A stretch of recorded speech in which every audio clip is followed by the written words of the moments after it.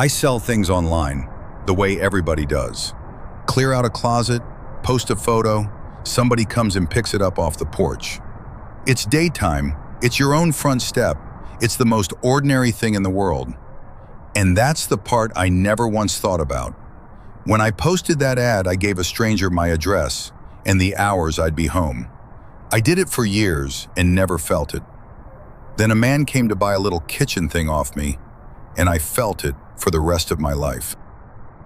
The messages were normal enough. He wanted the item, he'd come get it, we set a time. And then the time started moving. Running late, could we make it later? Actually, could he come sooner? Actually, now. He never quite landed on a when, kept sliding it around, and I told myself he was just disorganized, the way people are. I said, bring exact cash, I won't have change. He said, no problem, and I stood the box by my door and waited to hand it over and be done. When he finally came, the first odd thing was that there was no car. Nobody pulled into my drive. Nobody parked out front.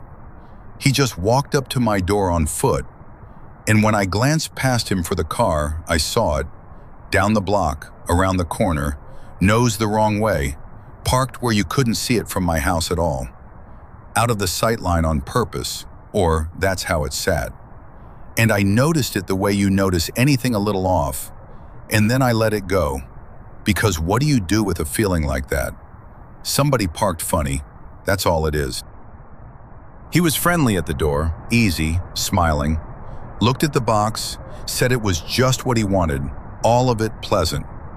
And then he pulled out his cash, and it was a big bill, way over the price, the exact thing I told him not to bring. I said, I told you, I don't have change for that. And he said, oh, no worries. My change is in the car. Come on, walk over with me. It's just around the corner. I've got it in the console. And I said, easy as anything. No, just bring me the right amount. I'll wait here. Because I wasn't going to walk down my own block, around a corner, to a stranger's car. But he didn't drop it. He kept it light. It'll take 2 seconds, come on. It's right there, I'll get you your change. Every version of it needing the same thing from me. Me off my step. Me moving toward his car. He never once just walked and got it himself. The whole thing only worked if I was the one who came. I stayed where I was, and he tried a softer key. He laughed a little and said, where I'm from, in Europe, nobody worries about getting into a stranger's car. It's no big deal, come on. Like the worry was the strange thing, and I was the one being odd. And maybe somewhere that's true, but I stood on my own porch, in the daylight, and I didn't move. So I looked, really looked, down to where he'd parked.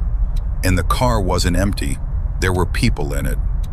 2 shapes sitting, one in front, one in back, not getting out, not coming to help carry a box, just sitting there, around the corner, out of sight, with the engine running, waiting. And the cold came up my arms all at once, because a man buying a $5 kitchen thing does not bring 2 quiet people and park them where you can't see them. And it all lined up in about 1 second. The car put around the corner, out of my sight, the people already sitting in it, waiting, and me on my own step, being worked soft and friendly toward it. So I stopped playing the deal. I bent down and I put the box on the step between us, and I said, you know what? Keep your money. We're good. Take it. And I straightened up and I took a step back, not toward his car, toward my own open door, my hand already going for it. And the friendly thing on his face slipped, just for a second, because the whole afternoon he'd built only worked if I walked the other way. Come on, he said, and it was different now, flatter, pushing. Just come get your change. Don't be like that. Come to the car. Still the car, always the car. Even standing there with his own money in his hand and the box at his feet, The only thing he actually wanted was me around that corner. And I didn't answer him. I stepped back over my own threshold, and I shut the door, and I turned the lock, and I stood there with my heart going and listened. I went to the window and I watched. He stood on my step a moment longer, looking at the door, and then he left the box right where I'd set it and walked back down the block, around the corner, out of my sight. And after a second, the car pulled out, the two shapes still in it, and rolled off slow and was gone. He never took the thing he'd come to buy. He left it sitting on my porch. Because it was never the thing he came for, it was just the reason to get to my door. I think about how close I came to just going. It would have been so easy. A nice man, my own quiet street, the middle of the afternoon, a $5 deal and a big bill and change waiting in the console. Walk around the corner, get your money, done. There'd have been nothing to see in it to anyone glancing out a window, a buyer and a seller sorting out change by a car. Right up until I was around that corner, out of sight of my own house, standing at a car with the doors open, and 3 people I'd never met. I still sell things. I just change one rule, and I don't bend it. The buyer comes all the way to my door, in the daylight, and I don't take one single step toward anybody's car, for any reason. Not for change, not to help carry, not because it's parked funny, not because they say it's rude to worry. I used to think being agreeable was just being a decent person. Now I know that the person who needs you to come to their car has a reason they'll never say out loud. There was nothing to report. A man came to buy a thing and I didn't sell it to him. That's not a crime. It's just the day I learned to stand still on my own step and let the deal come to me. I rent out the spare room, have to cover the place, which means every so often I put up a listing and invite strangers to come look at the inside of the house I live in. And renting a room asks you to be warm and welcoming to a person you'd hand a key to 3 days later. That good feeling is exactly the thing that almost cost me everything. Of everyone who answered the ad, he was the best by a mile. Easy over messages, warm, funny even. Flexible on everything, move-in date, the little rules, all of it. No problem, whatever works for you. Most people renting a room haggle, or they've got 100 questions, or they go quiet. He was none of that. He was smooth. And he wanted to come see it right away, like it was already his, and he was just coming by to confirm. He came to the house and he was even better in person, complimented the place, laughed at the right spots, said the room was perfect, said the price was more than fair, agreed to everything before I'd finished saying it. And I stood in my own hallway feeling good, feeling lucky, thinking, finally, an easy one. It's a nice feeling being liked, being agreed with, having a thing you were dreading just go smooth. That good feeling was doing a lot of work on me, and it wasn't mine. It was his, and he was spending it. Because underneath the smooth, the small things didn't sit right. I asked where he was living now, and the answer went vague. Asked for a previous address, a landlord I could call, and it slid away. Between places, staying with a friend, it's complicated. Nothing you could point at. Just a man who agreed with everything and answered nothing. And every time one of those little gaps opened, he'd smile it shut so warmly that I felt rude for having asked, and I let it go. Because pressing would have broken the nice thing we had going. And then he started pushing to be inside for good, today. Could he put down cash right now? Hold it. Could he start bringing a few things in? He had some boxes in the car. He could just move a little in today and sort the rest later. All of it aimed the same way, across the threshold, settled, moved in, before anything was actually agreed. Not next week, not once the paperwork's done. Now, today, a foot in the door and then the rest of him, fast, while everything still felt so friendly that saying wait would have felt cold. And he was already moving through the house like he lived there. Down the hall, into the room, into the kitchen, opening a cupboard, looking out the back window. Comfortable, spread out, at home. It happened so gradually and so pleasantly that I didn't clock how far in he'd gotten until he was standing in the middle of my kitchen, between me and my own front door, talking about where he'd put his stuff. In my house, a man I'd known for 20 minutes, already deciding where things went. So I did the normal thing, the boring, standard thing. I said, look, before anyone moves anything in, I need first month's rent and the deposit and a lease signed. And then I hand over a key. That's it. That's all landlords everywhere ask. Money and paper before the key. I said it easy, friendly, the way he'd been with me the whole time. Nothing hard about it, just the one small condition that turns a nice conversation into a real deal. And I watched it land, and I watched it work on him. The easy thing in his face stopped. The smile stayed for a second too long, empty now, like a picture of a smile, and then it went. The warmth just drained right out of him, standing in my kitchen, the way water goes out of a sink. And what was left underneath was a man I had never actually met. It's happening today, he said flat, and it wasn't a question, and it wasn't friendly anymore. And while he said it, he moved, not fast, not obvious, just a half step, then another, until he was standing square between me and the front door, inside my own house. The pleasant man gone completely, telling me in a voice with nothing warm left in it, how this was going to go. The whole gentle, agreeable afternoon had only ever been the walk from the porch to right here. And then, through the front window, I saw the second one, a man coming up my walk toward the open door. One I'd never seen, never agreed to, moving easy, like he'd been waiting out there for a signal. That's my guy, the first one said, still flat. He's here to help me move my stuff in. My stuff, in, today. And the whole thing peeled off both of them at once. The perfect tenant and his helpful friend.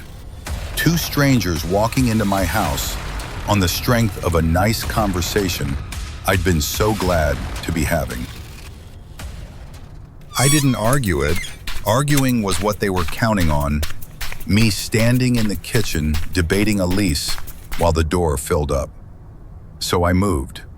I kept my back to the open front door and I walked straight at it and through it, out onto my own porch, out into the daylight, where the street was, where my neighbor was out in his yard across the way, where anybody driving past could see three men and a wide open door. Loud and visible and out of the house. And out there it just stopped. On the porch, in the light, with a neighbor 40 feet away looking over, the thing they needed was gone. The inside of my house, the closed door, the quiet. The first one looked at me, and the warmth came back on, fake now, a mask put back on crooked. No worries, man, we'll be in touch. And the two of them went down the walk to the car and drove off, unhurried, like nothing at all had happened.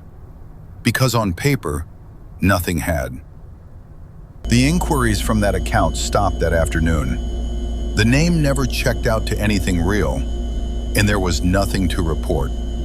A man looked at a room I'd advertised in the middle of the day, and then he left. Nobody touched anybody. No door was forced. I'd opened it. I'd invited him in. I'd walked him through the house myself, glad to have him. That's the part that stays with me. He never had to break in. I held the door and smiled while he came through it. I still rent the room. I can't afford not to. But the nice feeling doesn't get to make the decision anymore. I meet people the first time somewhere public, in daylight, before they ever see the house. I check the references and I make the calls and I wait for the money and the signed paper. And nobody, no matter how easy and how perfect, is a tenant until all of that is real. I used to think the good ones made themselves obvious by being pleasant. Now I know the pleasant is the cheapest thing to fake. And the ones who agree with everything and want to be inside today are the ones I keep on the porch. The perfect tenant costs more than any bad one ever could have. I was selling an old truck off my own place, out where I live, in the country. Neighbors far apart, long gravel drives, the kind of quiet people move out there for. Posted it online, priced it cheap, just wanted it gone. And in posting it, I told a stranger I was a long way from anyone close. I didn't think about it that way when I posted it. I thought about it real clear a few hours later. They came in one car, and there were 3 of them. Which was the first small thing? Only one was really the buyer, the one I'd messaged with. The other 2 just came along, gave him a ride, one of them said, helping him out. And that's a normal enough thing. People bring a friend to look at a car. But it was 3 grown men pulling up my long drive for one cheap truck. And I stood on my porch and counted them getting out and told myself it was fine. And then the buyer didn't act like a buyer. He barely looked at the truck, didn't check the engine, didn't kick a tire, didn't ask the mileage or the year. None of the things a man buying a truck does. He glanced at it and then he was looking at me and at the house, asking easy questions that weren't about the truck at all. You out here on your own? Anybody else home? Your husband around? Soft, friendly, folded into small talk. But not one of them was about the thing he'd driven an hour to buy. Then he asked the one thing that sounds like nothing. Mind if I take it up the road? Make sure it runs right? Come along in case I've got questions. A test drive, the most reasonable ask in the world. Every real buyer wants to drive the thing before they pay. And I stood there with my gut pulling one way and my manners pulling the other. And my manners won, because it was broad daylight and it was my own truck.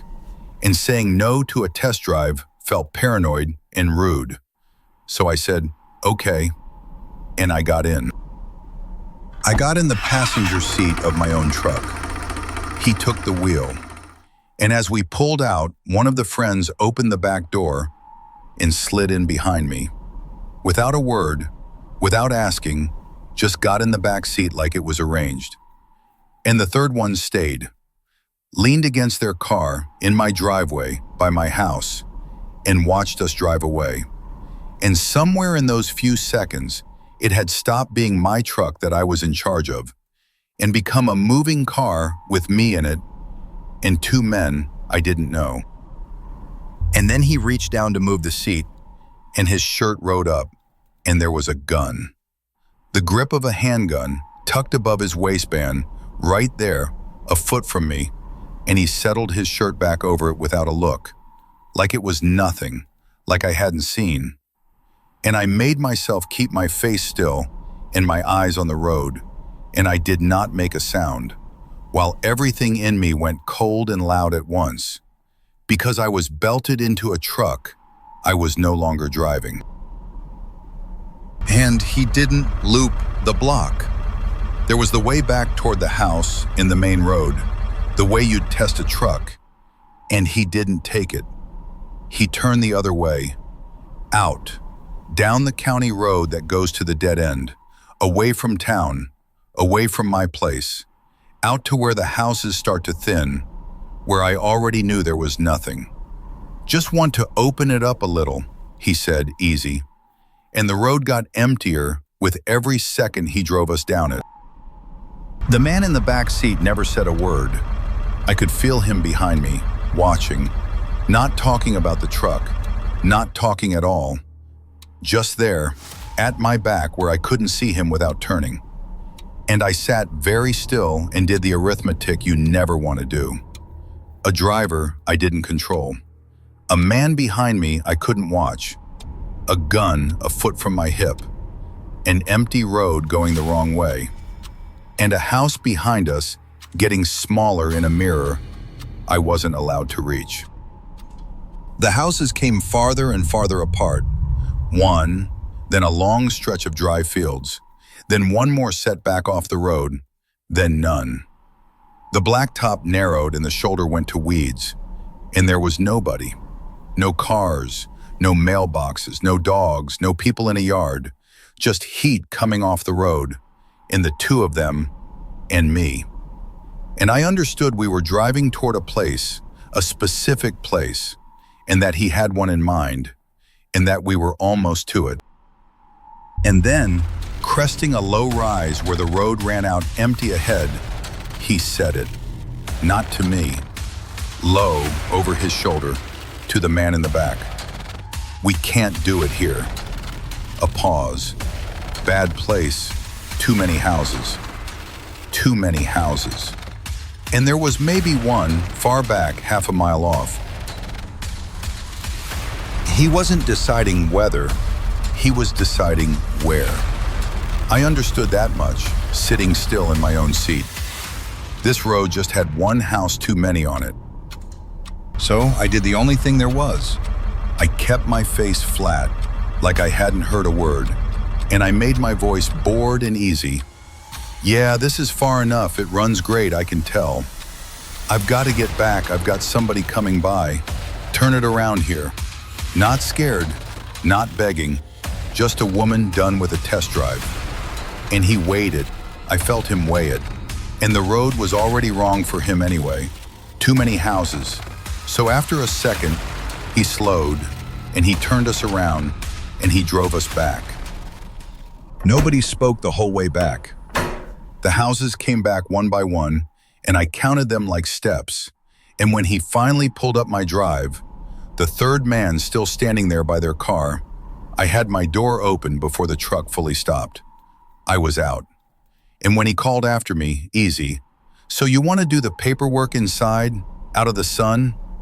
I didn't even slow down. I walked past the third one, straight to my own front door, and inside, and I turned the lock, and I stood against it and did not breathe until I heard their engine. I watched from the window, and the three of them got in their car and left. No sale, nothing taken, nothing broken. Nobody laid a hand on me. And that's exactly why there was nothing to tell. A man came to look at a truck I was selling, and he test drove it, and he brought it back, and he left without buying it. That's the whole thing, on paper. There is nothing in that a report can hold. I never learned his name, or whose the gun was, or what it was, or what the right amount of nothing would have been. I still sell things. You have to. But I don't get in the car. Not their car, not my own car, not for a test drive, not to make change, not for any reason a stranger can invent. The buyer looks at it sitting still in my driveway, in the daylight, and they pay me standing on the gravel, and they drive off in it alone. And I never once leave my own ground. Because the truck ran fine, and he knew it ran fine. He didn't need the drive to buy a truck. He needed it to get me somewhere with the right amount of nobody. A stranger who needs you alone in a moving car was never going to buy anything. I found that out on a dead-end road with one house too many on it, and let's never meet. 3 deals I set at my own door. A buyer who kept finding new reasons to walk me around the corner to his car, where 2 people sat waiting with the engine on. A perfect tenant whose easy warmth peeled off the second I asked for the rent, with a second man already coming up the walk. And 3 men who drove an hour to buy a truck, and only ever wanted me alone in a moving one. None of them broke in. None of them had to. I posted the ad. I gave a stranger my address, my afternoon, my open door. And every one of them came invited. So before you close the tab, sit with the quiet question. Of those 3, the buyer who needs you to come to his car, The renter who agrees with everything, the test drive you didn't have to take, which one would have gotten you? Which one would you have walked toward, or been polite for, or climbed into a car for because it would have felt paranoid not to? Tell me in the comments. Subscribe so the next one reaches you before the buyer does. And the next time someone you invited needs you to step off your own doorstep, off your own ground, into their car, don't. Make them come to you, in the light, and watch what they do when you won't move.